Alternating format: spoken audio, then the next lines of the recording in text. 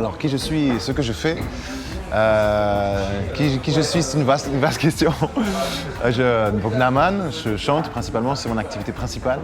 J'écris des chansons et ça fait à peu près 10-15 ans que je fais de la musique.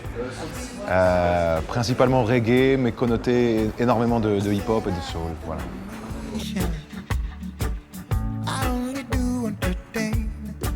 La voie qui m'a amené vers la musique, c'est le sound system. Quand je dis sound system, je parle surtout d'un DJ set dans un bar. J'avais à l'époque un crew qui s'appelait Natural B et on achetait des vinyles, on les jouait et il fallait que quelqu'un chante. Donc je me suis mis à chanter, c'est comme ça que j'ai commencé. J'ai ensuite sorti en indépendant avec Fat Babs une première mixtape de 10 titres qui s'appelait Deep Rockers Official Skanking chez Seller. Ça c'était en 2011. Et ensuite, voilà, les festivals ont commencé à appeler, les concerts, les trucs, et de fil en aiguille.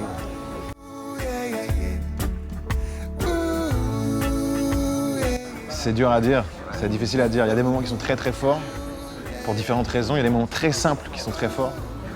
Je pense que ceux dont je me souviendrai, c'est les moments très ordinaires, en fait.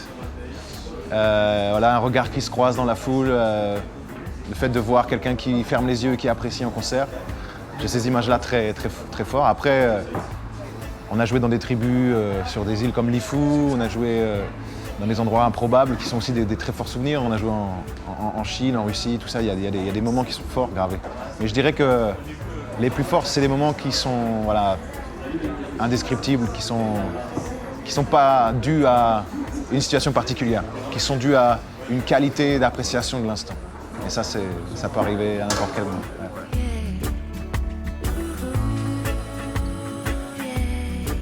Parce que j'ai toujours, depuis le début, j'ai eu l'impression que la musique qui est universelle, ça m'aurait aidé, ça m'aurait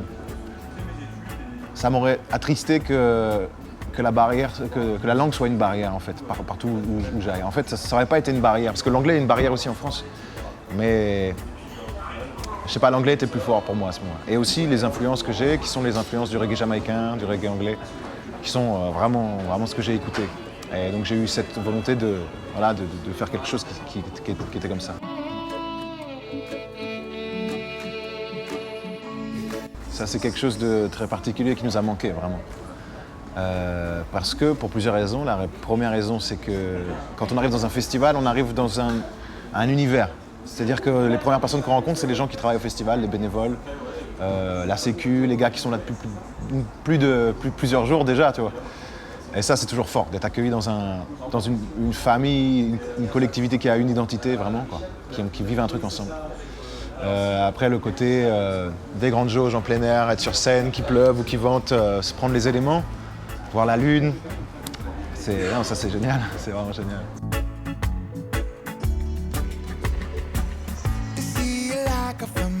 Ah, c'est super intéressant, parce que justement, on fait des métiers qui sont très prenants, où on a eu souvent une culpabilité de ne pas être productif quand on prend des vacances.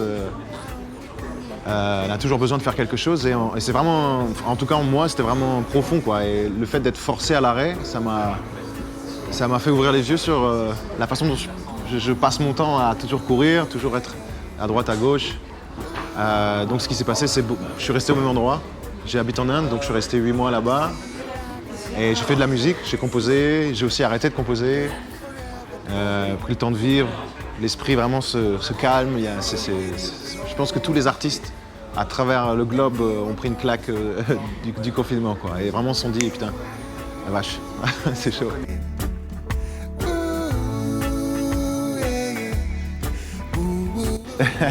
L'album est fini. Quand on sort un album, le problème c'est qu'il faut une tournée pour en parler de l'album. Sinon, au bout de 3 semaines, on ne parle plus de l'album. Et en fait, l'être sur scène, c'est vraiment un truc très important dans l'album. Et le fait que les tournées soient menacées, qu'on ne puisse pas vraiment les faire, ça fait qu'on a toujours repoussé l'album. L'album est fini. Il devait sortir très prochainement. Malheureusement, c'est encore décalé. Mais on a une date et ça va sortir bientôt. Et c'est un super album parce que c'est l'album voilà, justement des 8 mois de pause, presque 1 an de pause. Alors, donc,